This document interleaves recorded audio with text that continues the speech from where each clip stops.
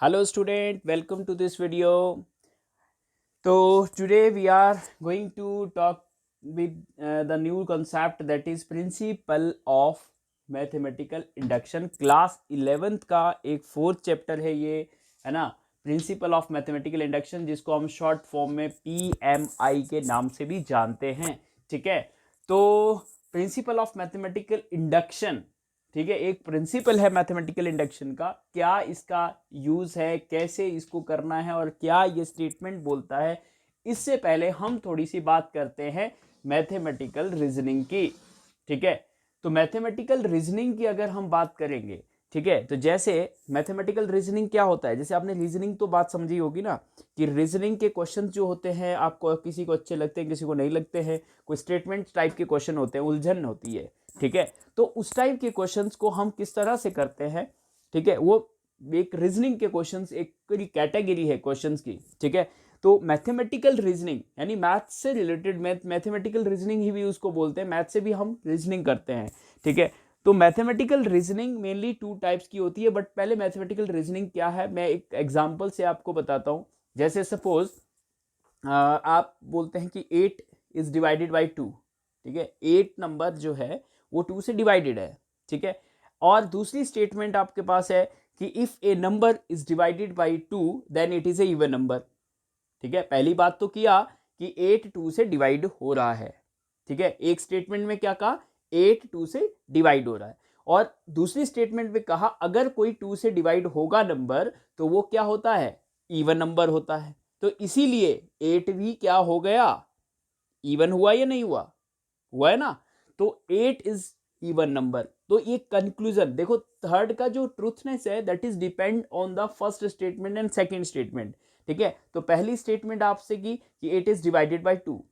ठीक है, और जो नंबर 2 से डिवाइड होता है वो इवन होता है, तो इसलिए 8 भी क्या होगा, 2 से डिवाइड होगा, मतलब इवन नंबर होगा। तो इट मीन्स इस तरह के जो लॉजिकल क्वेश्चंस होते हैं, एक स्टेटमेंट फिर दूसरी स्टेटमेंट फिर उन दोनों का कंक्लूजन से तीसरी स्टेटमेंट बनेगी, ऐसी स्टेटमेंट से जो कंक्लूजन निकाले जाते हैं उसको हम कैटेगराइज करते हैं मैथमेटिकल रीजनिंग यानी रीजनिंग के क्वेश्चंस में। ठीक है, तो इस टाइप के रीजनिंग के क्वेश्चंस आपको दो चैप्टर में मिलेंगे मेनली, मैं क्लास 11th में ही, एक चैप्टर नंबर 4 में, एक चैप्टर नंबर 14 में, मैथमेटिकल रीजनिंग, क्योंकि वो तो चैप्टर का नाम ही मैथमेटिकल रीजनिंग है, चैप्टर नंबर 14। लेकिन चैप्टर नंबर 4 में भी आपको रीजनिंग का ही पार्ट है थोड़ा सा। लेकिन हम बात करते हैं, दो टाइप की रीजनिंग है।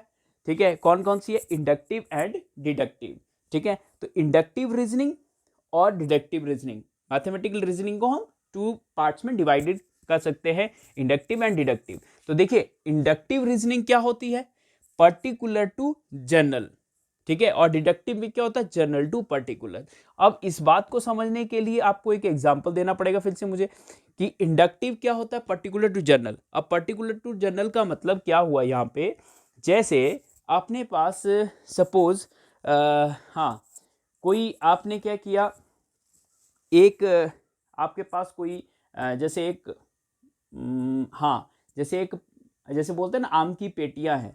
ठीक है, आपके पास सपोज बहुत सारी आम की पेटियां गोदाम में रखी हुई, तो अगर उसको आप सैंपलिंग में चेक करने के लिए आप सैंपल चेक करते हैं तो क्या करते हैं, सपोज एक पेटी से आपको 3 4, ठीक है, जैसे संतरे हैं तो संतरे की पेटी है, एप्पल है तो एप्पल की पेटी, आम है तो आम की पेटी, 3 4 मैंगो आपने निकाले रेंडमली और वो चेक किए। ठीक है, बिल्कुल सही है तो रख दिए।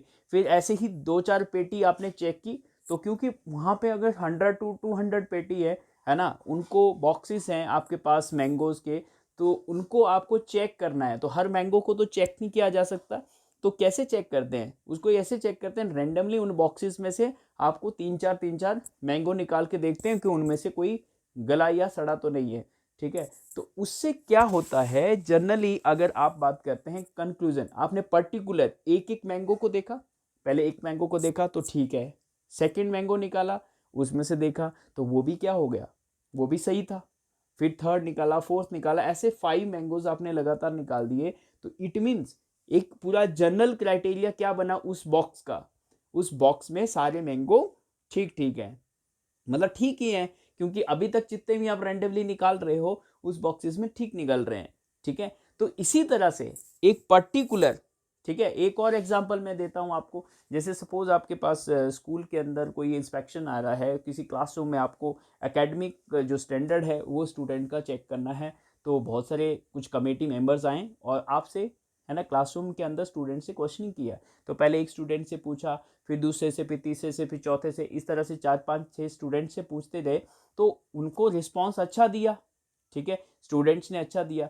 तो एक पर्टिकुलर से हर पर्टिकुलर स्टूडेंट से पूछते गए और फिर सारी क्लास का एक जनरल क्राइटेरिया क्या बनेगा उनके ऑब्जर्वेशन में, उनके माइंड में, कि ये पूरी क्लास अच्छी है, ठीक है, इन्होंने अच्छा मुझे रिस्पॉन्स दिया, that's why this class is, ठीक है, एकेडमिक स्टैंडर्ड जो है इस क्लास का वो अच्छा है, ठीक है।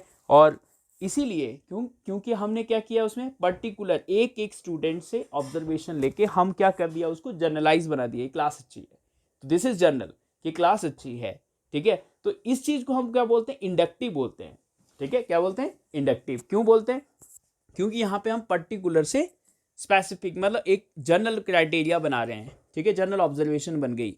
तो ऐसे ही पर्टिकुलर से, जैसे अगर यूनिवर्सल कुछ ट्रूथ होता है, ठीक है, सबने ये देखते हैं अपने घर से उठ के कि भाई सन राइजेस फ्रॉम ईस्ट, ठीक है, आपने भी देखा, दूसरे ने भी देखा, तीसरे ने भी देखा, ठीक है, सभी लोगों ने वहां पे देखा कि सन जो है वही इधर से ही उगता है, ठीक है, ईस्ट डायरेक्शन से ही उगता है। तो इट मीन्स वो क्या बना दिया, एक ऑब्जर्वेशन बन गई, जनरल बन गया कि सन राइजेस फ्रॉम ईस्ट, ठीक है।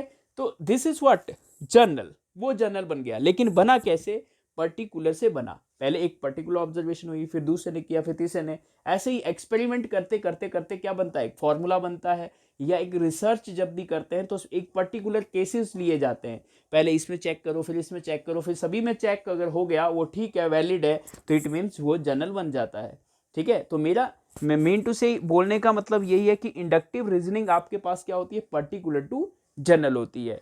तो इस रीजनिंग को हम बोलते हैं पर्टिकुलर टू जनरल, मतलब इंडक्टिव। और डिडक्टिव में क्या होता है, बिल्कुल अपोजिट होता है, मतलब जनरल टू पर्टिकुलर होता है। तो जनरल टू पर्टिकुलर में जैसे कोई आपके पास सपोज फॉर्मूला है, जैसे एरिया ऑफ सर्कल आपके पास क्या होता है, पाई आर स्क्वायर होता है या नहीं।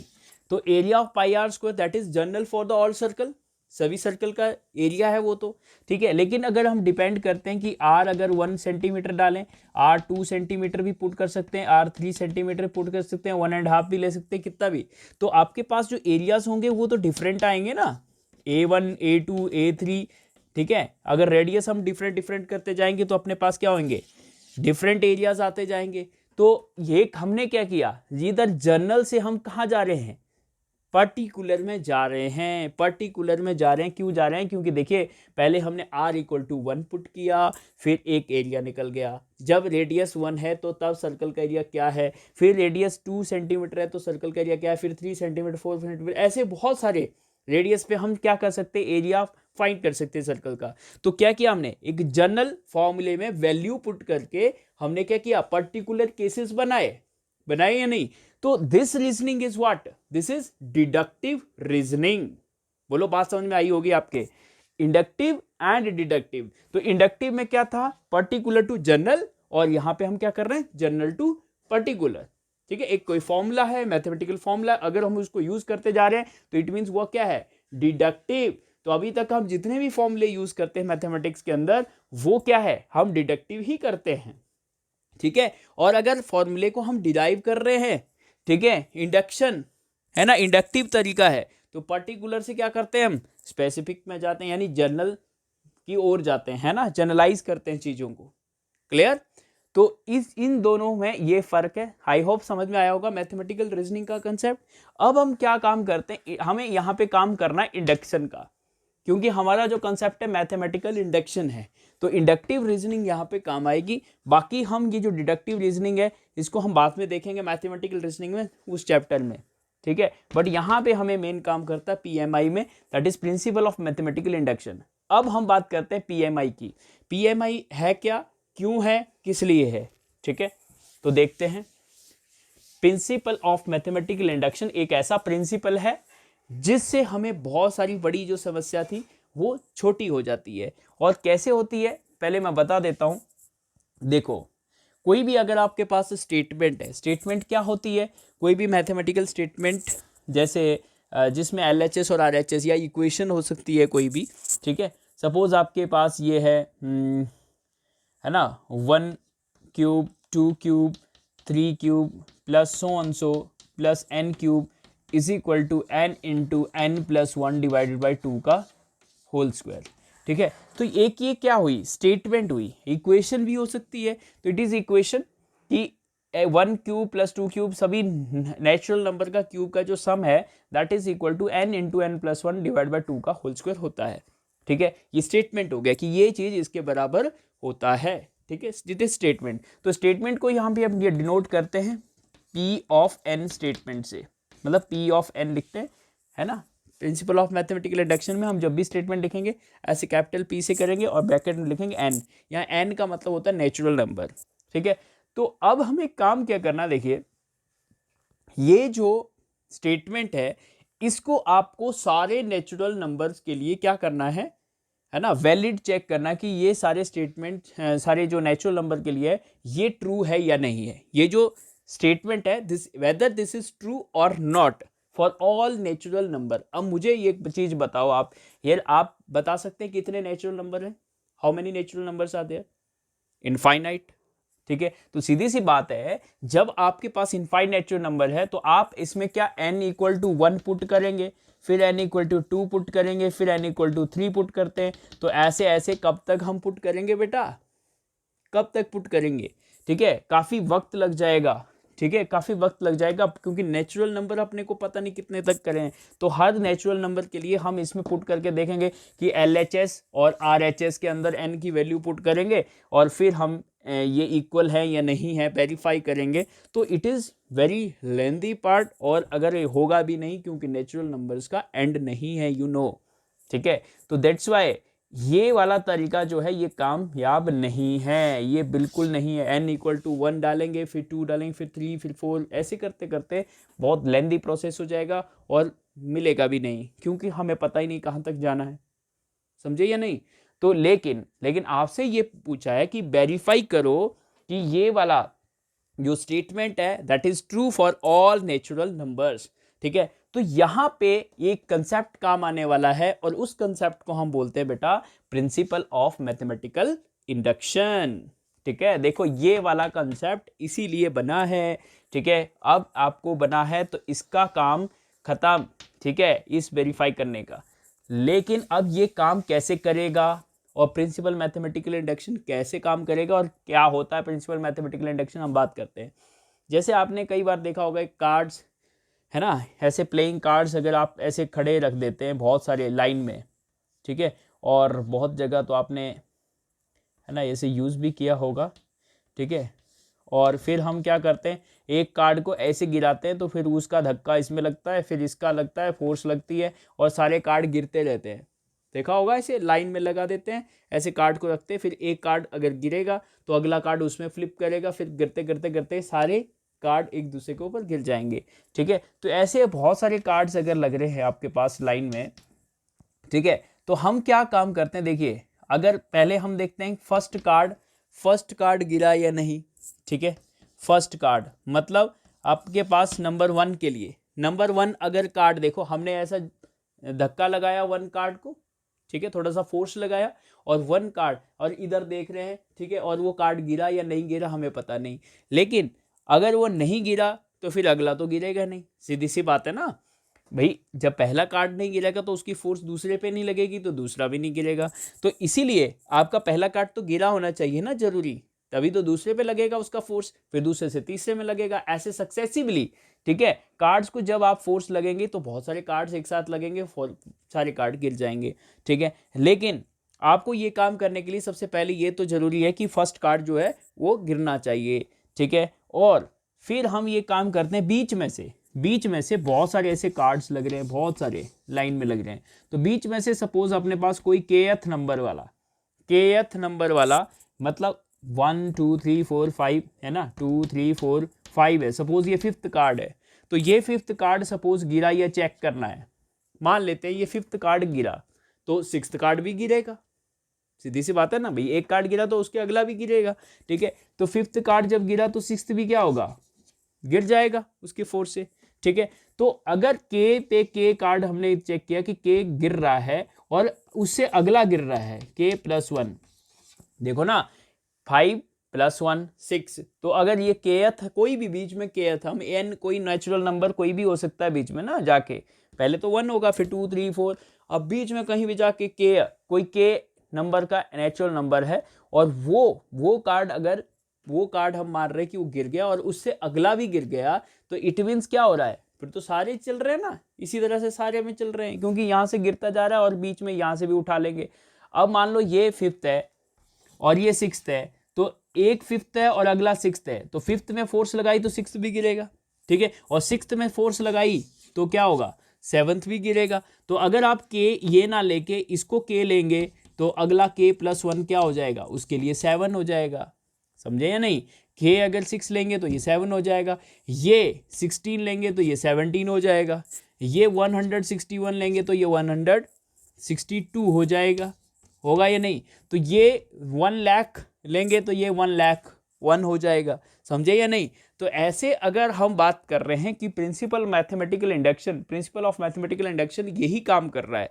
क्या काम कर रहा है, उसने ये कहा कि भाई आप क्या करो, सिर्फ इस स्टेटमेंट को, जो भी स्टेटमेंट आपको ट्रू करनी है सारे नेचुरल नंबर के लिए, उस स्टेटमेंट को आप 1 के लिए ट्रू कर लो, मतलब पहला तो धक्का लगना चाहिए ना तभी अगला लगेगा, 1 के लिए तो ट्रू होने चाहिए स्टेटमेंट।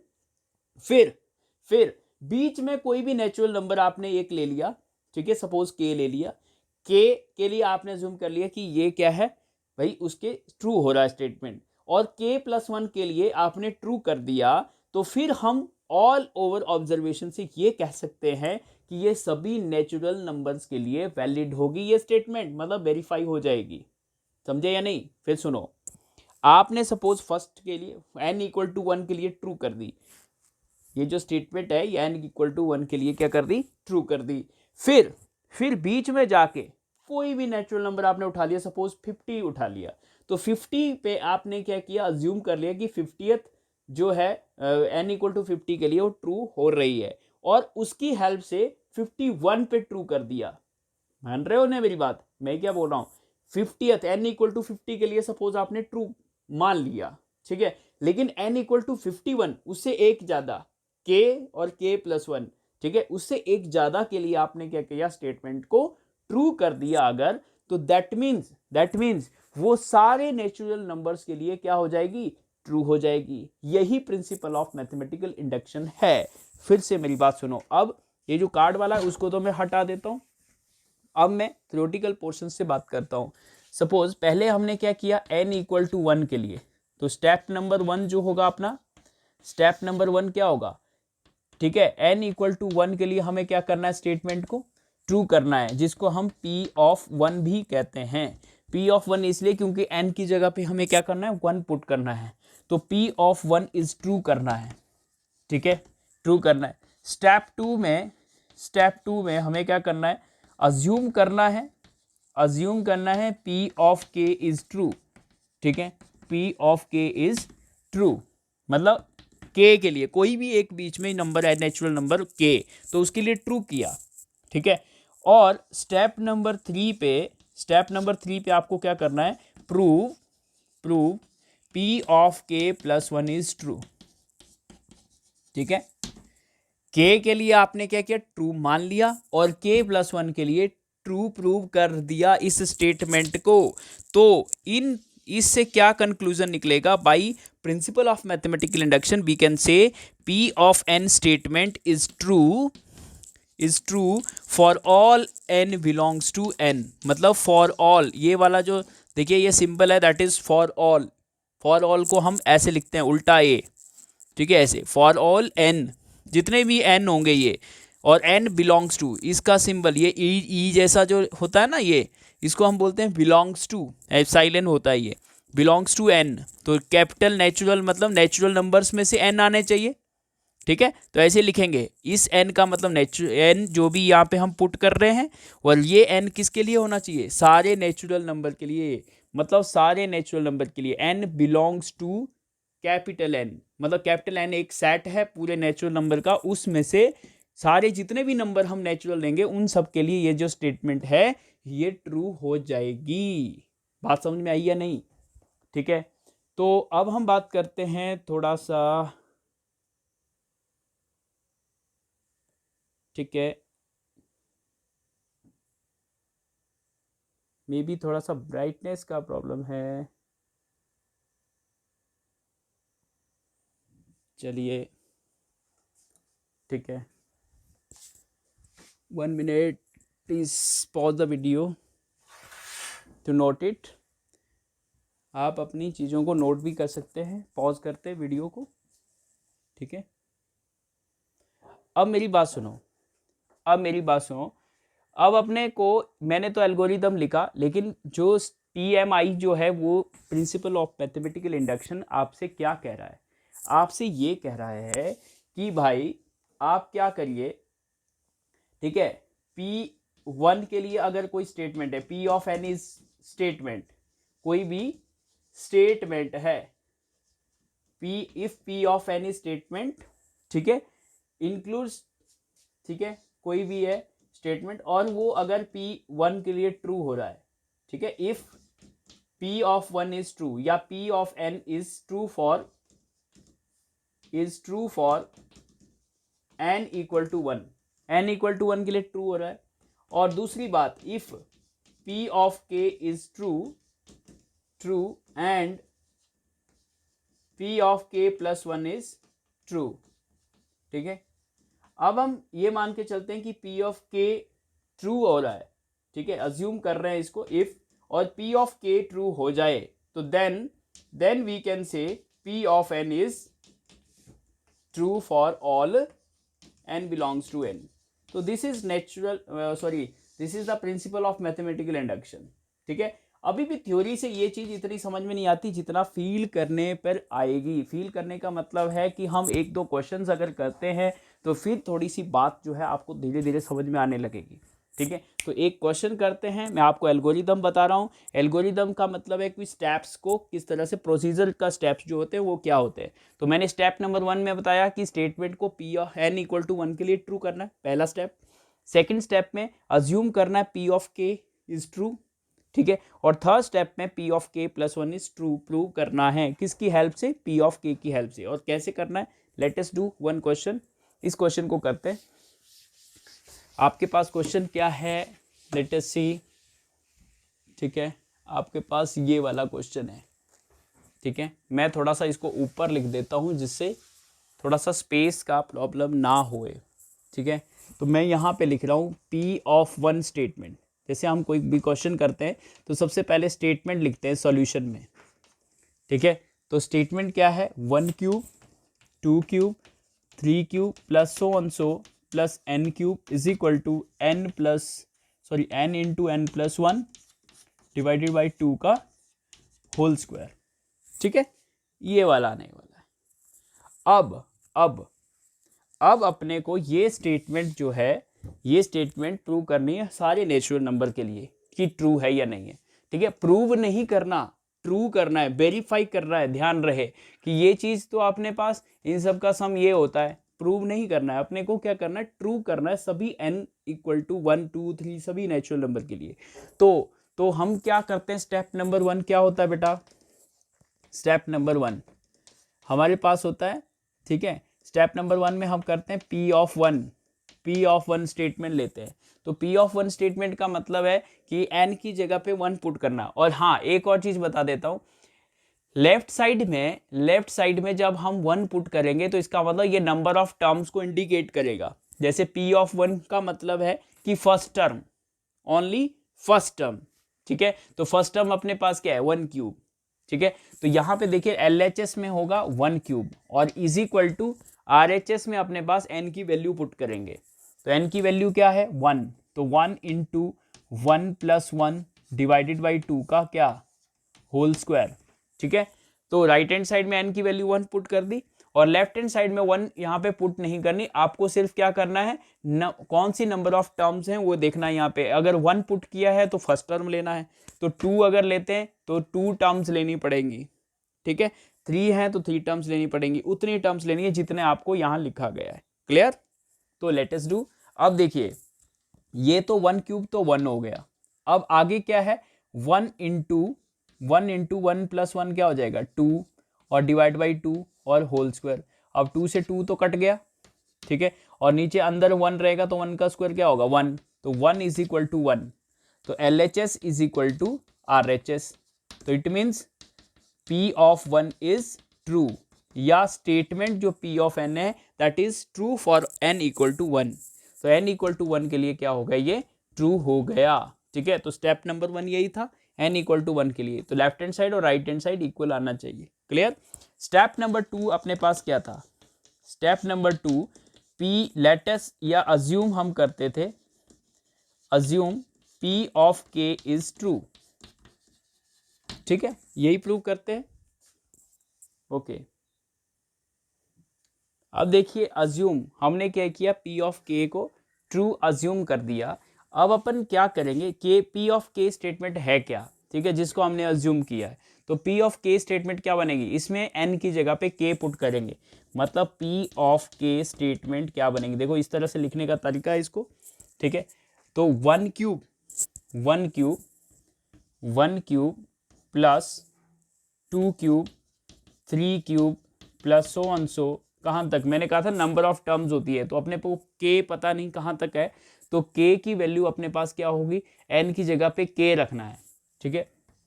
तो कहाँ तक जाएगा, k क्यूब तक जाएगा, और इज इक्वल टू क्या हो जाएगा अपने पास, ठीक है, यहाँ पे हो जाएगा k प्लस 1 डिवाइडेड बाई 2 का स्क्वायर, ठीक है, and this is equation number first, ठीक है। इसको इक्वेशन नंबर क्या मानेंगे हम, फर्स्ट मान लेंगे, ठीक है, क्योंकि इसको हमें यूज करना है। P ऑफ K तो हमें अज्यूम किया ना, तो P ऑफ K क्या है, ये है स्टेटमेंट P ऑफ K, क्योंकि n की जगह आपने क्या प्लेस किया, K रिप्लेस कर दिया, क्लियर। तो ये स्टेटमेंट तो हमने अज्यूम किया कि ये ट्रू है K के लिए, तो left hand side equal to right hand side तो होना चाहिए, ये लेफ्ट हैंड साइड लेके चल रहे हैं हम RHS के इक्वल, क्योंकि अज्यूम किया हमने कि ये K के लिए स्टेटमेंट क्या है, ट्रू है। नाउ अभी स्टेप नंबर 3 पे हमें क्या करना है, ठीक है, let us prove P of K plus 1 is true, ठीक है, आपको ये करना है, P of K plus 1 is true. तो लेकिन इसको ट्रू करने के लिए आपको पहले लिखना पड़ेगा कि P ऑफ K स्टेटमेंट है क्या, ठीक है, तो that is P of K statement, K plus 1 statement है क्या, आपको क्या करना है, आप K की जगह पे K प्लस 1 रिप्लेस करना है।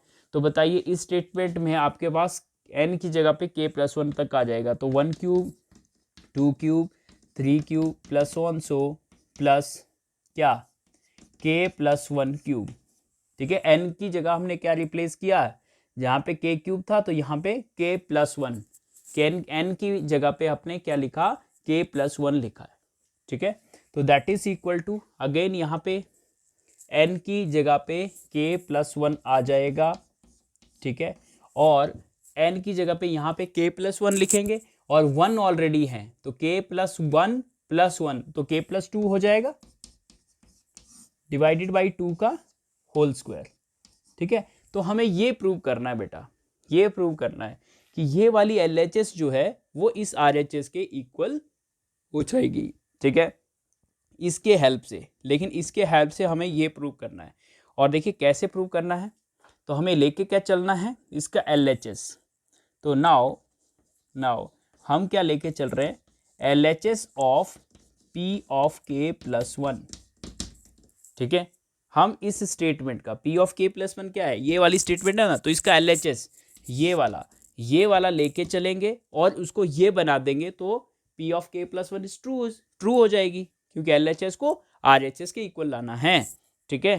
तो K प्लस 1 के लिए हम LHS लेके चल रहे हैं, तो LHS ये वाली है पूरी, इसको लेके चलो, 2 cube 3 cube plus so on so plus K plus 1 का क्यूब, ये LHS हो गई। तो ये इज इक्वल टू लगा सकते हैं, क्योंकि हम LHS इक्वल टू ये ले रहे हैं।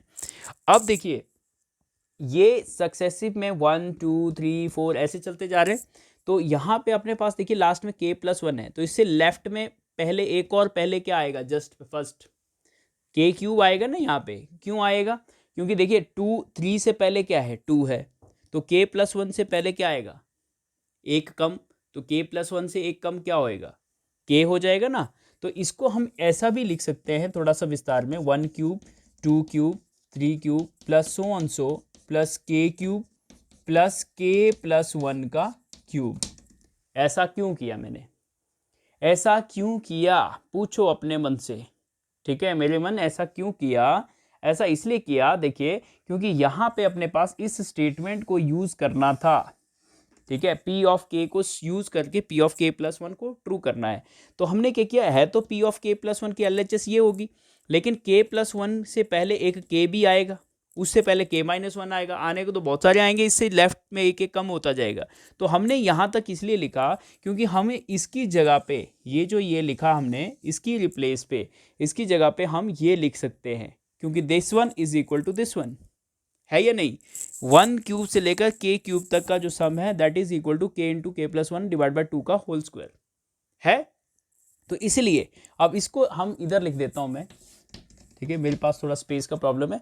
तो यहाँ देखिए इसकी जगह पे मैं ये लिख देता हूं, ठीक है। मेरे पास आएगा k plus one divide by 2 का स्क्वायर प्लस, देखिए ये चीज, ये जो मैंने बॉक्स के अंदर है ना, राउंड के अंदर रखी है, ये चीज, ये दोनों सेम है और ये चीज इसके इक्वल है, तो इसलिए मैंने इसकी जगह पे क्या लिख दिया, ये लिख दिया। और लास्ट में एक और टर्म बच गई k प्लस वन क्यूब, तो मैं यहाँ पे लिख देता हूँ k प्लस वन का क्यूब, और इधर ये लिख देंगे बाई फर्स्ट, यानी यूजिंग फर्स्ट इक्वेशन। तो इक्वेशन नंबर फर्स्ट यूज किया, इसलिए मैंने इसको इसकी जगह पे रिप्लेस कर दिया। अब देखिए यहाँ पे मैं इसका अगर स्क्वायर ओपन करता हूँ तो ये हो जाएगा k square, k plus one square और डिवाइडेड बाई 4 होगा, 2 का स्क्वायर 4 हो जाएगा, और यहाँ पे k प्लस वन का क्यूब। अब इन दोनों टर्म्स में से क्या कॉमन है, मुझे लगता है k प्लस वन का स्क्वायर कॉमन है, ठीक है। यहाँ पे स्क्वायर है और यहाँ क्यूब है, तो स्क्वायर तो एटलीस्ट कॉमन आ ही सकता है। और यहाँ बचा क्या, k square divide by 4 plus k plus one, यही बचेगा, क्योंकि देखिए k प्लस वन का स्क्वायर तो इधर आ गया, एक पावर बच जाएगी। क्लियर, ठीक है। अब मैं थोड़ा सा इसको रिप्लेस कर देता हूँ, आप पॉज करके इसको नोट कर लेना यहाँ पे, ठीक है। मेरे पास देखिए यहाँ पे क्या हो गया, k प्लस वन का स्क्वायर है, और यहाँ पे मैं अगर एलसीएम ले लेता हूँ 4, तो यहाँ पे क्या होने वाला है, k square plus 4k plus 4, देखो ना 4 इधर मल्टीप्लाई हो जाएगा इन दोनों में, ठीक है। और this will be going to क्या बन जाएगा, ये k प्लस वन का स्क्वायर, और ये अपने पास देखिए k प्लस टू का स्क्वायर हो गया।